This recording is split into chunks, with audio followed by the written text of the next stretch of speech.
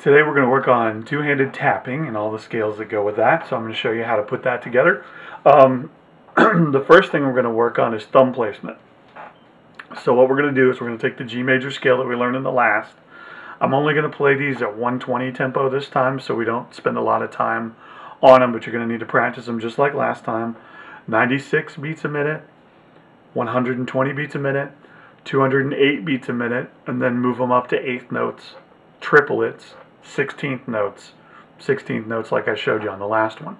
I'm only going to do these at 120 beats a minute, so that way we don't take up time, but that's how you want to practice them. I practice them in the G major position so that I can get the same finger stretch with my right hand that I get with my left hand, my attack hand, and my fret hand. Now what you're going to want to do for the hammer-on pieces, practice the G major scale with only your left hand. Now you're going to probably want to get a hair tie or something like I have to keep the fingers from, when you let up, making the notes sound when you let them up, so you can get that horrible boom over the top of everything. So what we're going to do is we're going to put our thumb just like normal, and we're going to thump down so that you hear the notes nice and clear. Okay?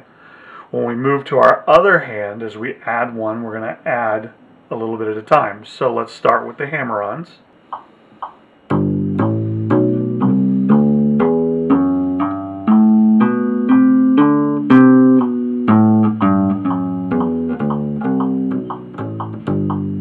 Next, we're going to move to adding our first finger. Now, when we add our first finger, we're going to anchor our thumb to the top of the fretboard so that our thumb is anchored. We always want to have our hands nice and anchored so we can get the strength of the note so they're nice and clear.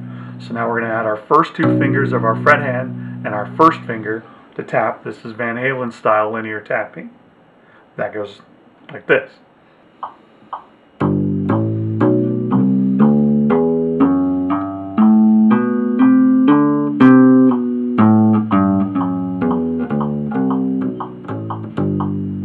Next, we're going to add our first two fingers of our right hand and only use one finger from our left hand. We're slowly getting rid of our left hand, building strength. So again, you're going to want to anchor your thumb, press down the notes nice and clear, and then we're going to run them in the scale like this.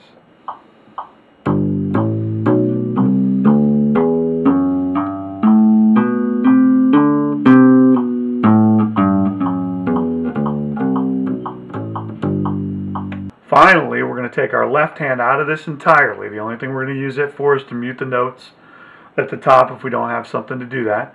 You're going to want to anchor your thumb again, and the tricky part is going to get your pinky in there, but let's make the notes nice and clear. Work on it until your pinky is nice and strong and smooth.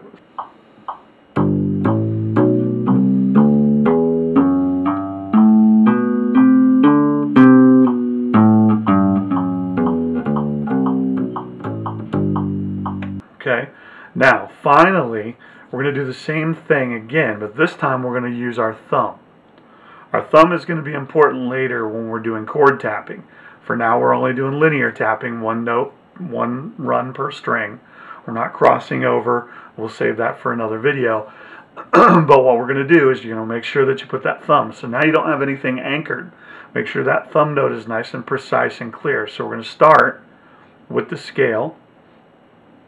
One note per string from our thumb.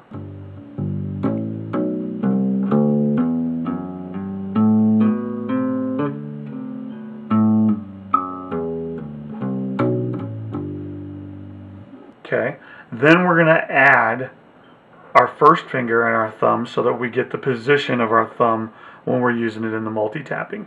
Now this isn't really going to work with 3 fingers per note scale, so I'm not really going to do that. You can try and work on it. If you get it, great. I don't use it that way, mainly because the spread on your thumb is awkward. So, but we can do 2 notes, so we're going to use our index and our thumb and get those notes nice and clear like this.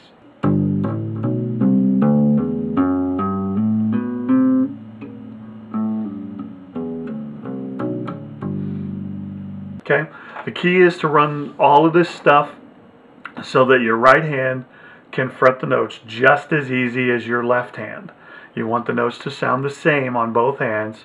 Good examples of this, Stuart Ham uses this. Michael Manring uses this. Victor Wooten uses this style. You're going to want to get it nice and clean and clear.